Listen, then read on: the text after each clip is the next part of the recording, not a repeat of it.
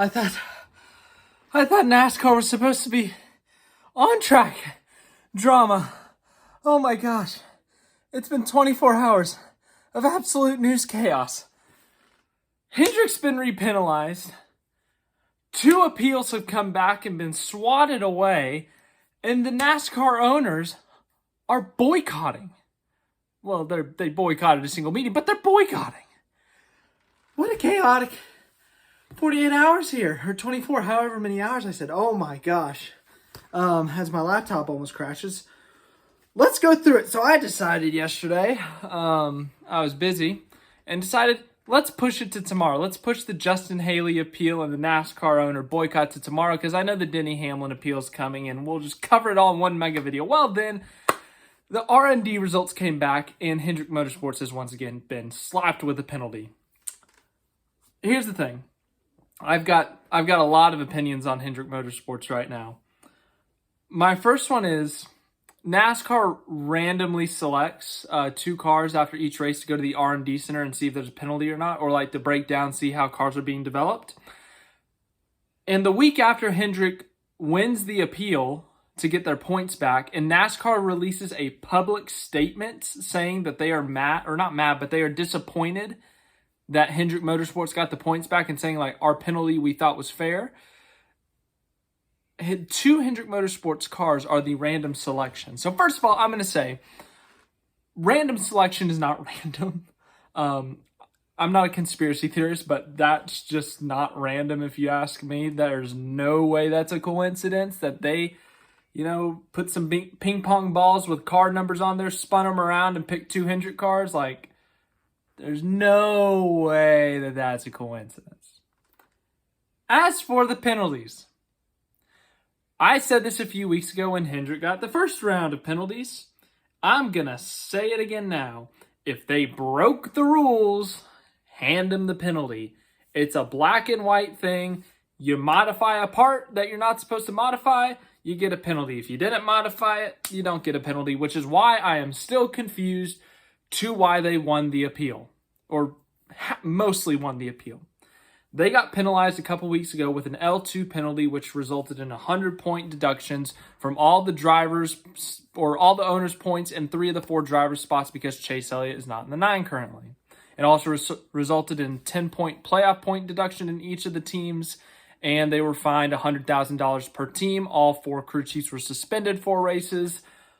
Then they appealed. And in the appeal, they got all their points back. The monetary fine stayed, and the crew chief suspension stayed. Why? It's a black and white. Did they modify a part or not? How do you half do that? It's confusing. It makes no sense to me. Someone explain it. There was some loophole in there that like it happened before the race, before the cars were on track or something. I don't know the rules anymore. I mean, I genuinely don't. And then Justin Haley, who was that same race weekend, got the same penalty, same situation, I'm pretty sure, loses the appeal. They only got 25 points back. They didn't get all their points back. They only got 25 of the 100 back. How does that work? So anyways, back to today, after this massive Hendrick Motorsports penalty, they have been hit with an L1 penalty, which is not as extreme with the 100-point penalty, but it is still a chunk of points, and they do lose playoff points. They messed with a greenhouse thing, which is something with the windshield wipers, I think. I don't know. There's a picture that Bob Parker's posted. I'm probably showing you right now. Let's see here. NASCAR handed out L1 level penalties on Thursday to the numbers 24 and 48 Hendrick Motorsports teams in the Cup Series after last weekend's races at Richmond Raceway. As a result, William Byron and Alex Bowman each lose 60 driver points and 5 playoff points. The teams also lost 60 owners' points and 5 playoff owner points.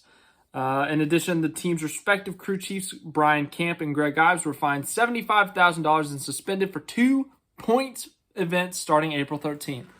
So Hendrick Motorsports, the 24 and 48, they are not on their backup crew chief anymore. They are on the 3rd string crew chief. Tom Brady, he's down. He's down. He's hurt. You got to go to the backup. Who's the backup? I don't even know who's in Tampa Bay out who was his backup was. Like Baker Mayfield or something. Baker Mayfield, he's down too. You got to go to the third stringer. This is like when you go and you get the former quarterback who's the receiver, you know. You don't have a third string. You got to pull a receiver, get him back at quarterback. I can't say I've ever seen this. I've seen crew chiefs suspended before. You know, when a wheel goes off the car or, you know, an L2 penalty or, I don't know, like jet fuel, whatever that Michael Waltrip racing thing was. I can't say I've ever seen them go to a third string crew chief. That's pretty, yeah. So Hendrick's on their third string crew chief. The news that has happened in the last 24 hours has just absolutely boggled my mind. This is like the least of it, or not the least of it, but this just added to the chaos. Like, if they broke another rule, you got to penalize them. But the question now is, will Hendrick Motorsports appeal again? And what are the odds that they win the appeal again?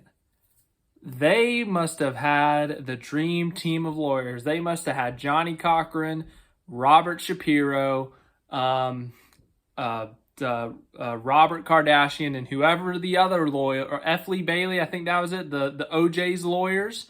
They must have had the NASCAR dream team of lawyers lined up and sent out to the appeals panel to get them their points back. They're send them back out there.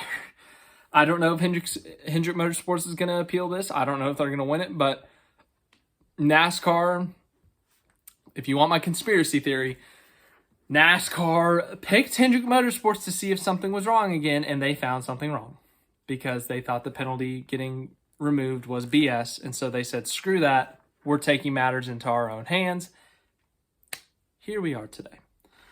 But yes, Hendrick Motorsports has got another penalty. Alex Bowman and William Byron are on crew chief number 3 of the year.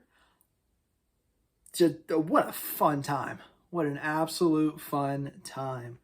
Yes, I can't believe it. This has been such a shocking news week. I don't know. I think Denny Hamlin tweeted it a couple weeks ago when Hendrick won the appeal. He retweeted it after he lost his appeal, and he said, I don't know what to think anymore. That's how I feel right now. I don't know what to think anymore. Speaking of penalties and the appeals panel and Denny Hamlin, let's look at Denny Hamlin. He lost his appeal, and I'm a little bit shocked by this one. I know the appeals panel changes each and every time there's an appeal in NASCAR. But Denny Hamlin went on his podcast a couple weeks ago after Phoenix and said, yeah, I held the wheel straight and put Ross Chastain in the wall. He didn't Matt Kenseth him. He didn't even do what William Byron did at the fall at Texas. He just put him in the wall. Didn't spin him around, didn't wreck him, just put him in the wall. But because he went on his podcast and blatantly admitted that he wrecked him, NASCAR said, 25 points, gone. $50,000 handed over. Well, the appeals panel has decided, and he gets nothing back. The penalty stands. $50,000, 25 points have been taken away from Hamlin. And I'm shocked about this. When William Byron spun Denny Hamlin at Texas back in fall, he got the 25-point penalty and $50,000 fine. They appealed that penalty because, remember, that spin was under caution. That was the big deal about it. That was under caution. No, Byron didn't blatantly admit, yeah, I spun him, but, you know, it was pretty obvious. But the appeals panel for them said, you know what, William Byron? We're going to give you your points back, but we're going to double your fine. Well, Denny Hamlin did less and didn't even get his points back, and the fine's still the same. I don't get it. I really don't. We've seen much worse get less penalized or not get penalized at all. But just because he said he put a guy in the wall, I mean, if he had like completely junked Chastain, then yeah, take points away. Like if he did what Bubba did at Vegas last year, yeah, you got to do something about that. You got to penalize him, take points away, fine him, suspend him, whatever. If he just kind of pinches him at the wall and holds him against the wall, that's not really worthy of a points penalty. Maybe a fine. I'd say maybe a fine because he blatantly admitted it and that was dumb, yeah. But to take points away for that is just it's dumb, in my opinion. He was dumb for saying it, yes, but at the same time, he shouldn't have had points taken away, especially 25. So, dumb penalty, if you ask me. And the fact that the appeal did not win is it's something all right. While we're at it, let's talk about the other appeal. Oh my God, all these appeals, all these penalties, all these courts. I mean, seriously. Whew, I feel like a lawyer YouTube channel now instead of a NASCAR one. Justin Haley, he got the same penalty as we said earlier as Hendrick Motorsports, an L2 penalty for the hood louvers, whatever they are, louvers, whatever they are. And they got the same penalty, $100,000 fine, 100-point penalty. Justin Haley was in the negative points for a bit there. Well, they got their appeal back and they lost. They essentially lost. They got 25 points back, which, they got points back, but Justin Haley's now 26 points above zero. So it's 7 races into the season, and he's essentially in must-win territory. Get those 100 points back, and you're still a little bit behind, but, you have a fighting chance. Take those 100 points away, you're in must-win territory when you're Justin Haley and kaulig.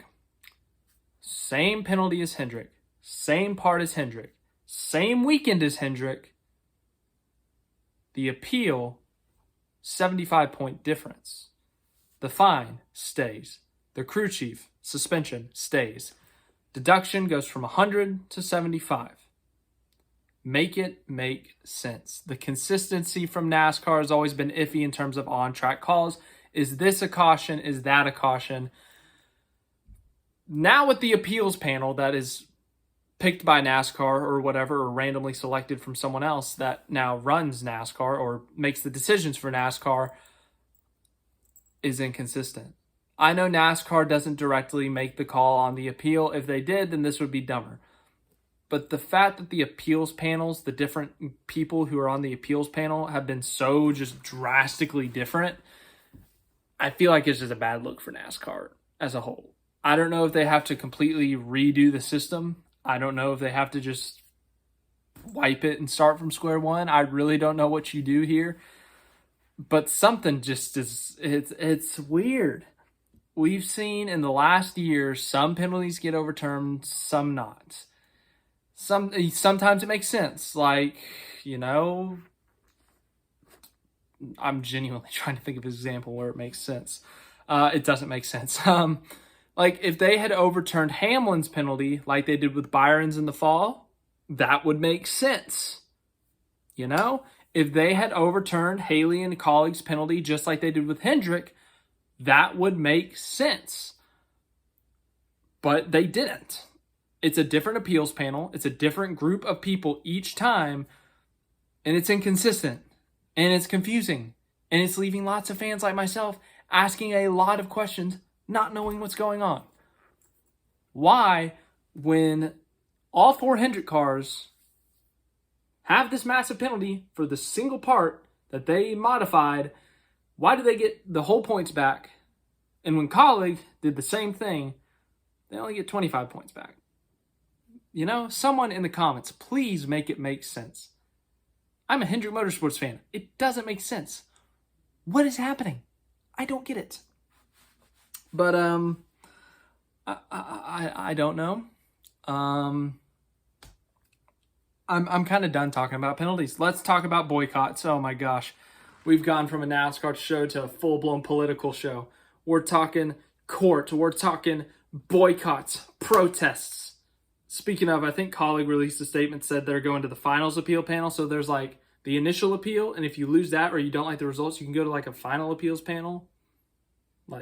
So, dude, it's a process. It's a process to get your points back. Back to the boycott. So yesterday it was announced, or not even announced, it was said, oh gosh, Twitter search, that there was going to be, or there was a meeting for NASCAR owners discussing the next TV deal and the next, the distributing of money. TV gets this much, NASCAR itself gets this much, teams get this much. How is that going to be distributed? Teams have been vocal that they want more money. They don't think they're getting enough to run a well-running machine. And they said, we want more money. We don't have enough money. We need more money. And it seems like NASCAR has said, tough scene. How about get more sponsors? They didn't directly say that. But basically, NASCAR is not cooperating as much in the negotiations as the teams would want. So the team owner said, screw you guys, we're going home. And they just didn't show up to the meeting. So all the owners, it seems like, boycotted, from Live Fast Racing's owners, Matt Tifft and BJ McLeod, to Rick Hendrick. It seems like they all boycotted this meeting as a sign of protest to NASCAR, saying that we want more fair terms, we want more negotiations versus one-sided stuff. It seems like they're mad at NASCAR. I have been talking for 16 minutes now. I'm going to try to make this quick, but the teams are probably the most important thing in NASCAR. Theoretically, if NASCAR is truly pissed off with the teams, they could say, fine, we'll go get other team owners to build teams. But the reality is, NASCAR fans, longtime NASCAR fans, know Hendrick Motorsports, Richard Childress Racing, now even Joe Gibbs Racing. Like, these are the teams that people look at. Richard Petty, he's a team owner. It's now called Legacy Motor Club, but, he's still a team owner. These are the people that NASCAR fans know, and they're like, I know that car. I see the 24 on track. Rick Hendrick owns that car. I see the number 3 on track. Richard Childress owns that car. They know this stuff. You can't just go get a random millionaire to put some money in a car, put a driver in there. It'll take some time. But when you have someone who, truly invests in the sport, who truly cares about the sport, look at the most recent examples of new teams at Trackhouse in 2311. They're guys who have been in NASCAR before. They care about the sport. They love it. Justin Marks, ex-driver. Denny Hamlin, ex-driver. And they partnered up with guys who, they're not really as familiar with the business of NASCAR, but they have been fans of or have watched NASCAR before with Pitbull and Michael Jordan. So the new teams, their owners have had experience in NASCAR and brought people in with them. Whereas you can't just go get Bill Gates and say, Bill Gates, hey, I know you got $10 billion just laying out front in your front yard. Can we take that and build a team? I don't think it's that easy. There's brand recognition. There's team recognition, car recognition. You can't just do it. And it seems one of the things the owners are not happy about is the charters. NASCAR wants to get rid of the charter system, which they built. Ironic. Well, I'm sure the owners had a say in it, but the owners are saying, no, we want the charters because we have seen that what the worth of the charters has become over the past few years. Like when Chip Ganassi Racing got bought out by Trackhouse, we saw how much the charters are worth, and we want to keep them. So if something goes wrong, we can sell them. These charters, which used to be just a few million, are now north of, 20 million? I mean, the amount a charter is worth now is insane. So if you're a small team holding on to a charter, just barely getting by, and if you don't think your business can succeed, you sell that charter to a big team for $20 million or someone who wants in like Dale Jr., you just made bank. I mean, that's the only way to say it. So the owners are saying these charters are worth way too much. We cannot get rid of the system. And NASCAR's saying, but wouldn't it be more fun to have all open cars? Here's my opinion on charters. I don't like them because I think it would be more fun if we could get a full field every week, maybe even have some did not qualifies. And it would put a lot of pressure on the so-called full-time drivers. Imagine how important qualifying would be each and every week if there were 43 cars fighting for 40 spots, and let's say Kyle Larson on his qualifying lap spins out and he can't start the lap over, and you don't have 2 laps at, let's say it's Kansas. If Kyle Larson spins out and he's 43rd fastest, he doesn't make the race weekend. Sure, it's going to make some fans mad at the track, but it would force teams to perform each and every week, and it would put more of an importance on qualifying. I personally think that would be more fun. A lot of people out there disagree. They want to see Kyle Larson at the track every week. They want to know he's guaranteed a spot on Sunday. And yeah, sure, that's cool. I personally think it would be more fun, though, to have that risk factor of BJ McLeod making it over someone like Joey Logano, because that would be such a funny meme. For real, though, I think it would be more fun. It would be more interesting, but unfortunately, we're not there. Owners are boycotting meetings about NASCAR's future. 2 appeals were failed miserably, and what was the other one? Hendrick Motorsports got penalized again. My hair's chaotic, I know, but this has been such a chaotic news day for NASCAR. Let me know your thoughts on all the news that is happening. If more comes out, I will do my best to get to you quickly. I'm sure more will come out at the rate we're going, but Hendrick Motorsports penalized again. Team owners not happy, and Denny Hamlin and Kaulig and Justin Haley have failed their appeals. Have a great day. Thanks for the support on the recent videos. We've done pretty good. Had a really good week, so thank you for that, and I will see you in the next video.